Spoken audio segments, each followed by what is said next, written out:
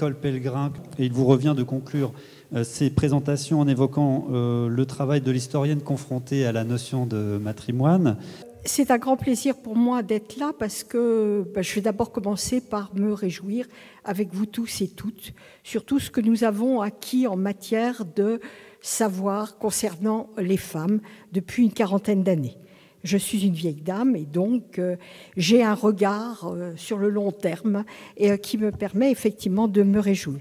Mais il y a aussi, et ce sera peut-être le deuxième temps de ma brève intervention, un certain nombre d'incertitudes ou d'inquiétudes que je voudrais exprimer à propos d'une notion qui, tout le monde je pense sera d'accord avec moi, la notion de matrimoine pose problème, car elle continue à véhiculer les stéréotypes d'une opposition binaire entre les hommes et les femmes, et il est bien évident que si nous avions plus de temps que nous n'en aurons ce soir, l'objectif principal de mon intervention et de notre rencontre, ce serait d'inventer un mot qui serait au-delà du patrimoine, au-delà du matrimoine, en tout cas au minimum, qui conjuguerait systématiquement, comme le font d'ailleurs certaines institutions, mais pas encore celle de Poitiers, les mots de patrimoine et de matrimoine. Alors, vous voyez, je suis toujours un peu provocatrice, mais on m'a demandé, pour conclure, la vieille dit ce qu'elle pense. Alors, la vieille, elle se réjouit très très fort. L'entrée dans ces murs que j'ai souvent, longtemps fréquentés de la collection de Nicole est pour moi une joie intense, d'autant plus que vous avez pu, grâce à la présentation de Pierre Carouge, saisir la diversité et la richesse de ce fonds. Des documents personnels, c'est-à-dire un jeu qui s'exprime, mais aussi le nous et les nous qui étaient les nôtres à cette époque-là. Et ça me réjouit d'autant plus que c'est une initiative tout à fait exceptionnelle ici, mais c'est une initiative dont on trouve de nombreux échos ailleurs, dans de nombreux musées. La présentation de Marion tout à l'heure sur la musée, là aussi, cette exposition a été une source de jubilation considérable. J'en passe et des meilleurs. Et je pourrais aussi mettre en avant le travail que collectivement, avec un certain nombre d'associations que j'ai cofondées, je me mets en avant, excusez-moi, comme la CIEFAR, Société internationale des femmes d'Ancien Régime, qui met en ligne chaque année des dizaines de noms d'autrices, d'artistes, d'émeutières, de blanchisseuses poitevines dont personne n'avait jamais entendu parler. Le travail de la CIEFAR a été, je crois, très considérable. Très considérable aussi parce que, comme l'a rappelé gentiment Anne-Sophie tout à l'heure, une des cofondatrices avec Eliane Mienot et moi-même de cette association, Aurore Evin, est celle qui a le plus fait, je crois, en France en faveur de la diffusion du terme de matrimoine et qui en même temps la nourrit de ses travaux sur les femmes autrices de théâtre au XVIIe, XVIIIe siècle. Et là, je crois qu'il faut la saluer, comme tu l'as fait joliment tout à l'heure.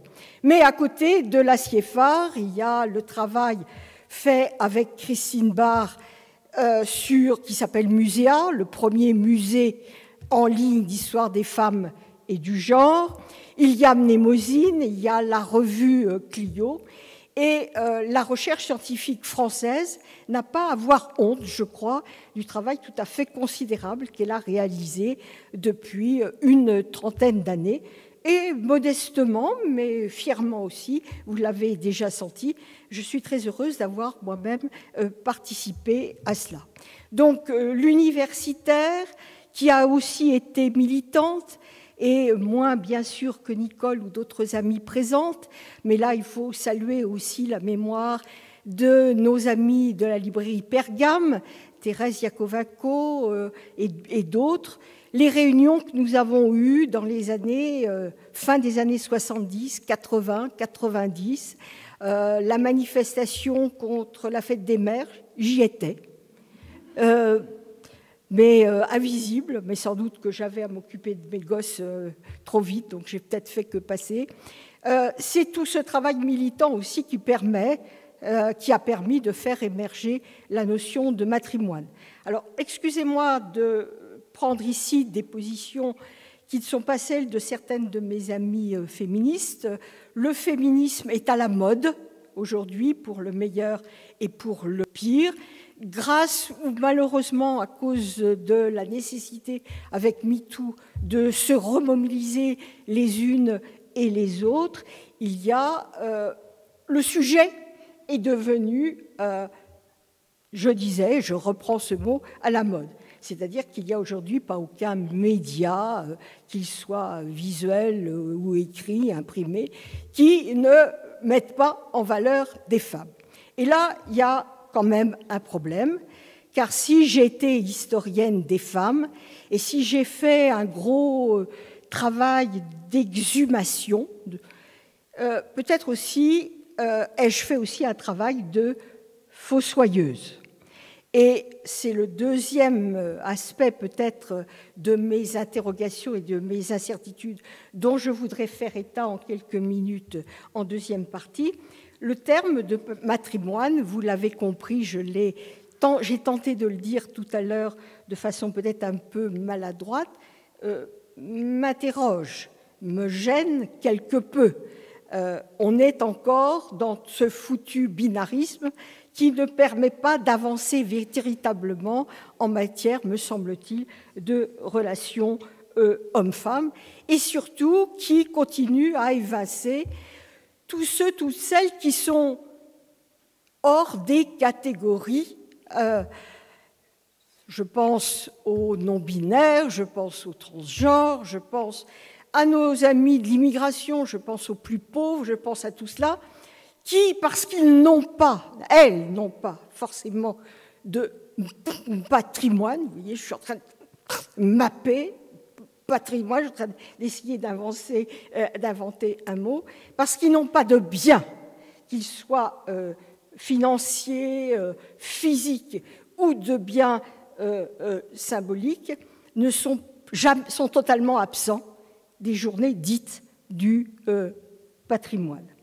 Alors, sur ce point, il est évident que l'historienne des femmes, qui est devenue une historienne du genre, est mal à l'aise parce que est reconduite non seulement ce binarisme, à mes yeux tout à fait fâcheux, mais on pourra en discuter, mais que l'utilisation de termes comme patrimoine et encore plus matrimoine, on reste dans une histoire qui reste une histoire victimaire des femmes.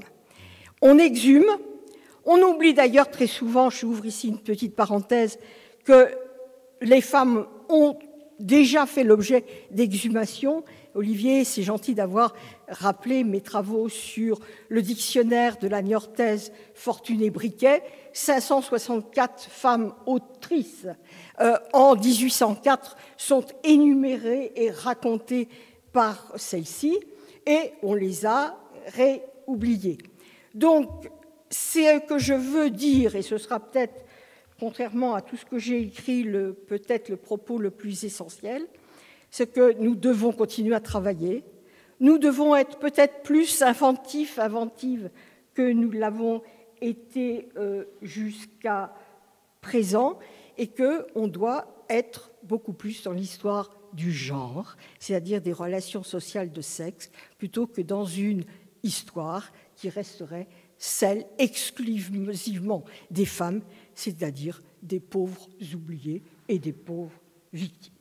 Et je vous remercie beaucoup parce que j'ai sans doute déjà été trop longue, mais je pense que la discussion va nous permettre de revenir sur ces points.